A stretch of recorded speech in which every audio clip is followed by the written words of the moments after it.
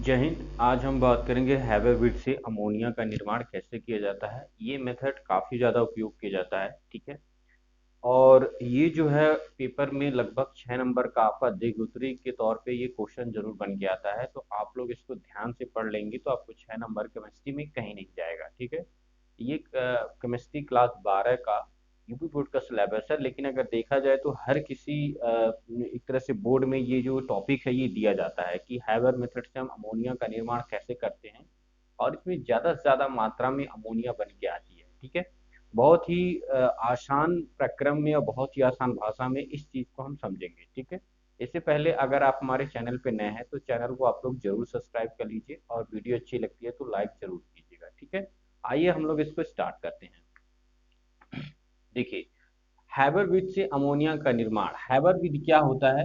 ये एक प्रक्रम है, ठीक है। इस प्रक्रम के माध्यम से क्या करेंगे हम लोग, अमोनिया बनाएंगे, यानी NH3 का निर्माण करेंगे। आपको पता है कि अमोनिया N और H2 का मिश्रण होता है, 1:3 का मिश्रण होता है, ठीक है।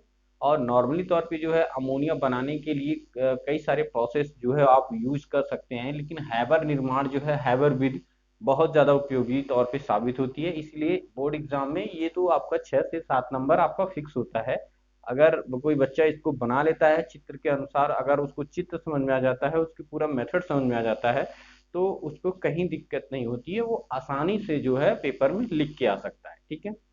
तो देखिए, ये मैंने चित्र बना रखा है। ये जो प्रोसेस है ये पंप है। पंप मतलब यहाँ से जो है नाइट्रोजन और हाइड्रोजन 1:3 अनुपात में इसको खींच के, ठीक है, इस प्रक्रम के माध्यम से क्या करता है, यहाँ से इस नाइट्रोजन और हाइड्रोजन को कंप्रेसर पंप के थ्रू खींच के इसको यहाँ पे भेजा जाता है। ये जो है एक जाली है, ये किसकी जाली होती है? मॉलिब्डेनम और फेरिक का चूर्ण की एक जाली लगी होती है। अब ये क्यों लगाई जाती है जाली? क्योंकि ये हीट होती है और इसमें भी एक तरह से जो अशुद्धियां होती हैं उसको वो संश्लेषित कर देती है, उसको खत्म कर देती है, हवा को बिल्कुल सुखा देती है, ठीक है। अब देखो यहाँ से जैसे ये यहाँ पे इस प्रोसेस को जाते हैं तो यहाँ पे एक रिएक्शन होता है, ठीक है। यानी जो है N2 और H2 से एक रिएक्शन होता है।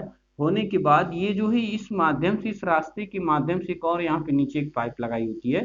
तो यहाँ से होते हुए ये जो है, यानी N2H2 जो है नॉर्मल अमोनिया, यानी आपको पता होना चाहिए कि जो नाइट्रोजन और हाइड्रोजन का जो अमोनिया का निर्माण होता है वो एक तरह से वो रिवर्सिबल अभिक्रिया के तौर पे होता है, यानी उत्क्रमणीय क्रिया होती है उसमें। तो ये आपका अमोनिया बन जाता है। तो यहाँ पे जैसे ये जाता है तो ये जो है, ये कुछ चीजें यहाँ पे लगी हुई हैं, जैसे यहाँ पे जो जाली लगा हुआ है, यहाँ पे कुछ पानी भरा हुआ है, ठीक है, ठंडा जल है और ये नॉर्मल जल है। तो यहाँ पे इसको क्या किया जाता है, ठंडा किया जाता है, जैसे संघनित करके इसको क्या कर दिया जाता है, ठंडा किया जाता है। ठंडा करने के बाद ये अमोनिया यहाँ पे बिल्कुल द्रव के रूप में आपको मिलेगी। ये जो पाइप लगा हुआ है ना, यहाँ से आप देख रहे हैं, ये जो पाइप लगा हुआ है, ये पाइप यहाँ पे संघनित होने का प्रोसेस करती है। प्रोसेस के बाद आपको यहाँ पे यानी द्रव अमोनिया आपका बन जाता है, ठीक है। अब द्रव अमोनिया बनने के बाद कुछ ऐसी चीजें होती हैं कि जो द्रव अमोनिया जो है द्रवित नहीं हो पाती है। तो उसका अगर हम ये औद्योगिक मेथड में क्या करते हैं कि दोबारा उसका रिसाइकिल करते हैं, क्योंकि अगर इसको ऐसे छोड़ दिया जाए तो हमने जितना ज्यादा उसमें यूज किया है, जितना ज़्यादा हमने चीज़ों को लगाया है, उतनी ज़्यादा प्रोडक्टिविटी नहीं हो पाती है। तो यहाँ पे हमने क्या किया, एक पाइप यहाँ से जोड़ा और कंप्रेसर के माध्यम से, ये परिचालन पंप होता है जो कि कंप्रेसर होता है नॉर्मल से, और इसको फिर तुरंत जो है इसी पाइप में जोड़ दिया जाता है। तो आप देख सकते हैं कि जो भी गैसें यहाँ से गई, ठीक है, यहाँ तक जो गैसें गई हैं तो ये भी इसमें जा रही हैं, और यहाँ से जो गैसें आ रही हैं इस साइड से वो भी इसमें जा रही हैं। तो ये जो प्रोसेस है लगातार चलता रहता है, और जिससे आपको लगातार वे में NH3 यानी अमोनिया आपको द्रव के रूप में मिलता है। और यहीं पे आपको एक पाइप लगा दिया जाता है, उस पाइप के माध्यम से जो है अमोनिया निकाल लिया जाता है, ठीक है। तो अमोनिया जो है काफी इंपोर्टेंट एक तरह से द्रव होता है। अमोनिया का परीक्षण भी किया जाता है अमोनियम क्लोराइड के थ्रू कि अमोनियम है उसमें या नहीं है। तो ये सारा चीज जो है आपको प्रयोग में बताया जाता है, ठीक है।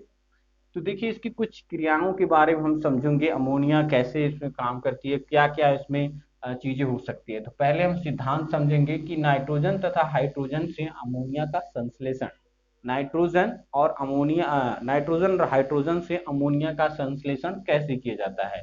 अब ये समझेंगे कि ये एक उत्क्रमणीय क्रिया होती है। उत्क्रमणीय का मतलब होता है कि अगर उसमें आप कोई टेम्परेचर लगा रहे हैं तो अगर वो क्रिया उल्टी कर दिया जाए तो सेम आपने जो यूज किया था वही चीजें आपको मिल जाती हैं, ठीक है।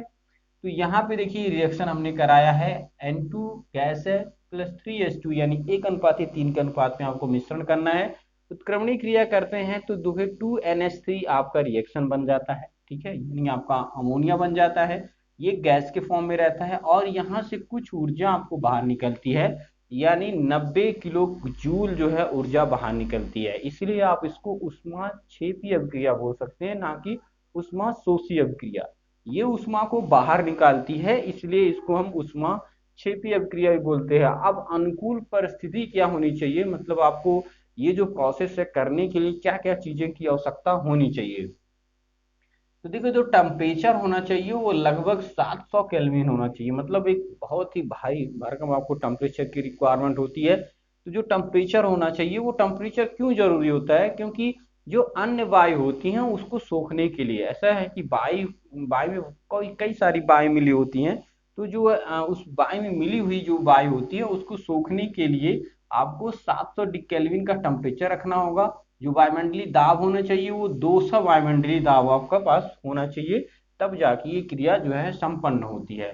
उत्प्रेरक भी आपको लगाना है, जैसे K2O यानी पोटेशियम ऑक्साइड आपको लगाना होगा, तथा साथ में आपको एल्युमिनियम ऑक्साइड का भी उपयोग करना होगा, युक्त आयरन और ऑक्साइड। यानी देखिए यहाँ पे आयरन और मोलिब्डेनम का एक जाली जो लगा रखा हमने, ये इसमें आपका K2O भी है और Al2O3 भी है, यानी एल्युमिनियम ऑक्साइड भी है और पोटेशियम ऑक्साइड भी है। तो ये एक तरह से हम इसमें उत्प्रेरक का कार्य करते हैं, ठीक है।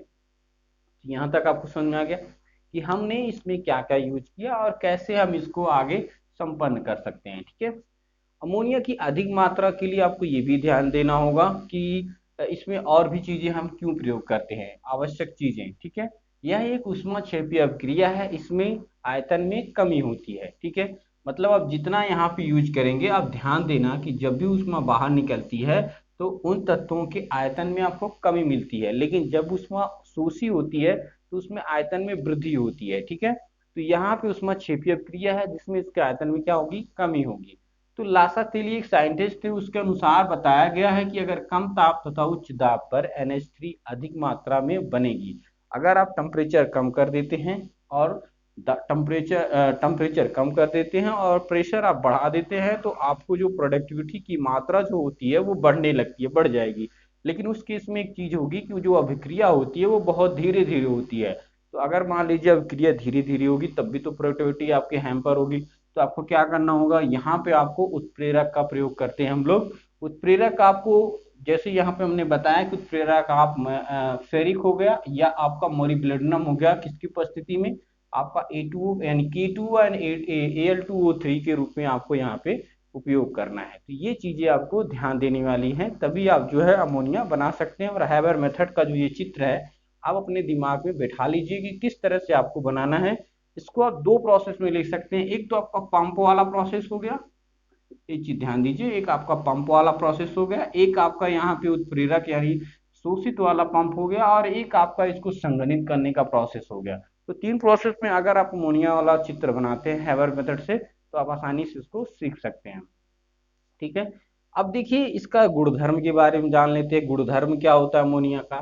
देखिए अमोनिया अगर क्लोरीन से क्रिया करती है तो इसके दो तरह से क्रियाएं होती हैं, क्योंकि अगर अमोनिया की अधिकता होती है, मान लीजिए आपने क्रिया करा रहे हैं और अमोनिया आपने अधिक मात्रा में डाल दिया, तो वहां पे आपका NH4Cl ज्यादा बनेगा, यानी अमोनियम क्लोराइड आपको ज्यादा मात्रा में बनेगा, साथ में N2 बनेगा। यानी देखिए यहाँ पे हमने एक रिएक्शन लिख रखा है 8NH3 plus 3Cl2 equal to आपका N2 प्लस 6NH4Cl। यानी अगर आपने अमोनिया ज्यादा मात्रा में लिया तो वहां पे जो आपका कंपाउंड बनेगा अमोनियम क्लोराइड बनेगा और नाइट्रोजन गैस निकलेगी। लेकिन अगर आपने क्लोरीन की अधिकता कर दिया और अमोनिया की मात्रा कम कर दिया तो वहां पे एक विस्फोटक पदार्थ बन जाता है जिसको बोलते हैं नाइट्रोजन ट्राइक्लोराइड, यानी NCl3 बनता है। यहाँ पे देखिए Cl2 प्लस NH3 आपने यहाँ पे यूज किया तो आपको बना NCl3 और प्लस HCl। तो ये जो प्रोसेस है आपका, इसको बोलते हैं नाइट्रोजन ट्राइक्लोराइड, जो एक विस्फोटक पदार्थ होता है, ठीक है। अपचायक प्रकृति की अगर हम बात करें तो अपचायक में क्या होता है कि ये किसी भी धातु में ऑक्सीजन को उसके ऑक्साइड से हटा देती है, ठीक है। तो इस तरह से इसके कुछ गुणधर्म और इसकी कुछ जो है किस तरह से हैबर मेथड से आप इसको बना सकते हैं, ठीक है। तो ये थे हैबर मेथड। आई होप कि आप लोग इसको समझे होंगे। आप लोग अगर हमारे चैनल पे नए हैं तो चैनल को आप लोग सब्सक्राइब कीजिए, साथ में वीडियो अच्छी लगती है तो लाइक और शेयर भी कीजिएगा, ठीक है। आज के लिए बस इतना ही, अभी के लिए जय हिंद।